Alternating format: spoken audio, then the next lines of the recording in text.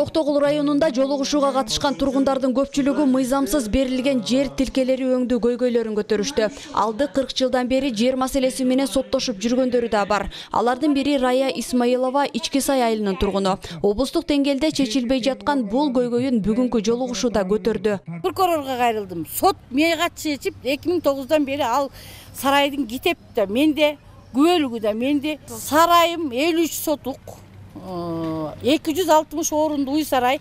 Ал ошолордун берген жалган документтин негизинде бүт таналып тонолуп, жадагасы ошо жылкы айыл өкмөт алып келип бузуп конторго каркастарын салып алып, бүгүнкү күнгө чейин мага ээликтетпей атат. Бул оңдуу көйгөйлөрдөн сырткары райондо укук коргоо органдарына болгон наразычылыктар да көтөрүлдү. Мындай арыз муңу менен келгендердин бири Гүлнара Шакирова. Айтымында баласы соттун туура эмес чечиминен 3,5 жылдан бери абакта жатат. Бул маселесин адилеттүү түрдө карап берүү талабын коюп, башкы прокурорго кайрылды. Апа, мени көрбөй калсаңыз кечирип коюңуз. Мен ушинтип кылбаган иште уруу атып, пакет кийизип атып, мойнума алдырышты. Мына момун токмоктоду деп ютубка чыкканда мен түнү менен жол жүрүп 4 апрелде прокуратурага барып арыз жазгам. Арыз жазып, баламды көрсөтүп койгула деп УВДга чейин бардым. Ошондо мага балдар жолугуп айтты. Эми болор иш болуп калды, биягын минткиле 500 000 сом берсеңиз мен ишти жабам деп Акмолдо уулу Замир айтты. Сурады. Мен айттым, андай акча жок деп.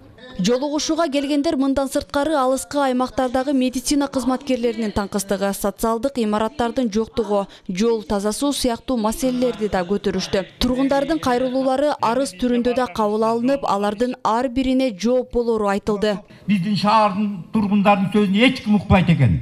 Ал эми шаарда мына биринин бир үлүшү жер жок, же малы жок, жайайын деген жери жок. Каракөл шаарындагы жолугушууга келгендердин көпчүлүгү үйлөрдүн техникалык паспортунун жоктугун ортого салышты. Бул маселе көтөрүлөрү менен жеринде чечүү талабы да тиешелүү жактарга табышталды. 2011 жылдан бери ошо Каскадтан берилген үй болчу. Ледина 2 дом. Ошондон бери биз ошого документ ала албай келатабыз. Балдарыбызга эч кандай паспорттарын ала албайбыз. Паспорт болуш үчүн счетту алып келген, счетторуң эмелериңерди алып кел дейт экен. Биз аларды алып келе десек, үйүбүздүн документтери жок. Ошондон ошо келатабыз ушундан бери. Азыр мага айтышты, кадастр менен тиги Минэнерго чечим чыгарат, туурабы? Чечим чыгарат, кадастр оформление кылат. Туурабы? Ошондо биздин элибиз бул жердеги документ менен камсыз болот, тек паспорт алат. Туурабы, туура эмеспи? Срок канча? Срок качан чыгарат чечимди? Наркы жумада чечим чыгарат, сиздер срок. Кийин проблема болбосун.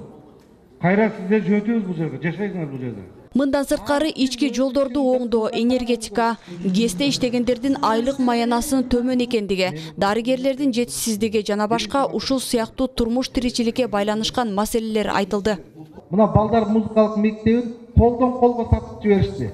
Милиция менен прокуратура чогуу ымаланышып, күнөөсү жок адамдар камалып кетип атат, ал эми чыныгы өлтүргөндөр чыгып кетип атат. Урматтуу прокурорлор, Ички иштер бөлүмүнүн кызматкерлери, областтык жетекчилер, республикалык, райондук отурасыздар, барыңыздар. Келгиле адам укугун коргош үчүн мөөнөттөрдү сактайлы. Кодекстерди биз жөн эле ойноп кабыл алганыбыз жок. Ушу укук сакталсын, корголсун деп мөөнөттөрдү койдук. Мына бардыңыздар, өзүңөр да сурангансыздар. Ошондуктан мөөнөттү арыз боюнча, кылмыш боюнча так сактаңыздар. Сактаңыздар, элдин бүгүнкүдөй мындай арыз муң азыраак болот. Министрлер кабинетинин төрагасынын орун басары Бакыт Төрөбаев айтылган бардык көйгөйлөр тез аранын ичинде чечилерин, ага катар ушул жылы шаарга 6 чакырым жолду асфальт болоорун убадалады.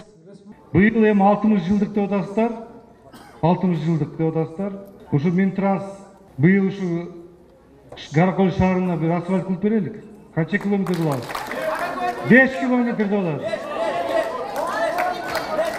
Мейли 6 жаздыкпы? Капитальный вложение аркылуу. Бизге мисалы Бишкекке бара албайбыз, биздин проблема барганда да кире албайбыз. Ал жака кириште эле проблема экен, министерствого кириш ага жазылыш керек экен, өчүрөткө туруш керек экен. Анан биздин андай да убактыбыз жок да, биз жашоо тирикчилик дегенде. Анан ушинтип өздөрү баягы эме өздөрү келип ушинтип элди угуп ушинтип турган аябай эле жакшы. Президент Садыр Жапаров аймактардагы жумушчу сапарында жергиликтүү тургундар менен жолугушуулар учурунда бир катар көйгөйлөр көтөрүлүп, алардын басымдуу бөлүгү соттордун чечимине, укук коргоо органдарынын кызматкерлеринин иш аракетине карата нааразычылыктар айтылган. Ошол себептен мамлекет башчы тиешелүү жетекчилерди жерлерге чыгып, элдин маселелеринин кабар алуу тапшырмасын койгон. Мындан улам ушул сыяктуу эл менен жолугушуулар өлкөнүн бардык аймактарында уланмакчы. Жаңылай Болотбекова, Манас Назаров жаңылыктар үчүн.